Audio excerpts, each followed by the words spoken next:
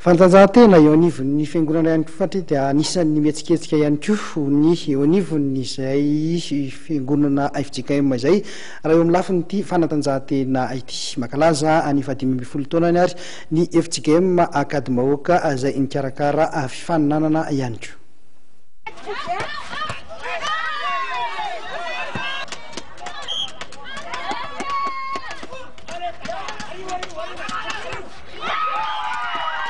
Mankalaza ny 15 taonany ny sampana tanora lehilahy kristianina ao amin'ny FJKM Akadimahoaka ka anisan'ny tafiditra ao anatin'izany fitaoam-pankalazana izany ny fanatanjahantena. Lalao baolina kitra sokajy zokiny, taranja volleyball, taranja basketball no ifaninanana izay ahitana fiangonana FJKM 80 mpandray anjara.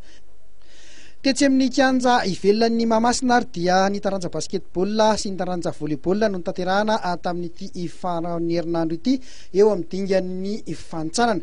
Ny antony moa zany dia fankalazana izy io, fankalazana 15 taona nijoroany zany hoe rantsana STK mpanao fanatanjahantena ao amin'ny FJKM Akadimahoaka.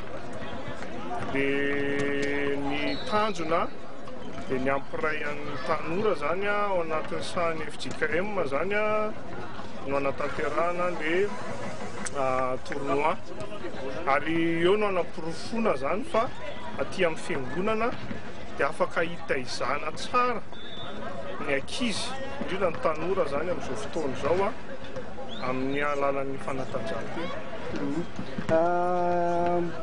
Andihany voalohany ihany ve izy ity zany sa ohatrotry ahoana zany le faninanana amin'ny ankapobeny? Zay zany dia mankalaza isako mankalaza zay dia manao faninanana izao ka amin'ity indray toraka ity dia natao mihitsy izy ity fa nanomboka tamin'ny 4 Mena nanomboka ny faninanana dia misy tsika zany zao amin'ny fifanitsanana zany zao fa efa nanomboka amin'ny heriny zany zao amin'ny 9 Jona dia efa hiakatra amin'ny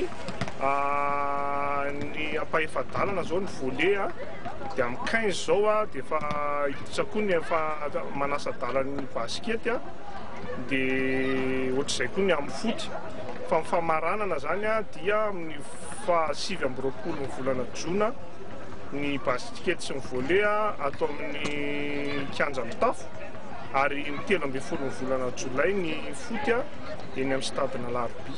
Karaha hoan'ny taranja volleyball manokana dia fantatra ireo ekipa 8 hiatrika ny ampahefadalana dia zareo avetsakady fotsy fandona amin'ny Sonerana ny avy eny Ambotraraba hikatroka amin'ny FJKM Mailandy Vato ny avetsy Itosy hikatroka amin'ny FJKM avy eny Tanety Be ny FJKM Ambohimagnakely kosa ifampitana amin'ny FJKM ny Ambatonakanga.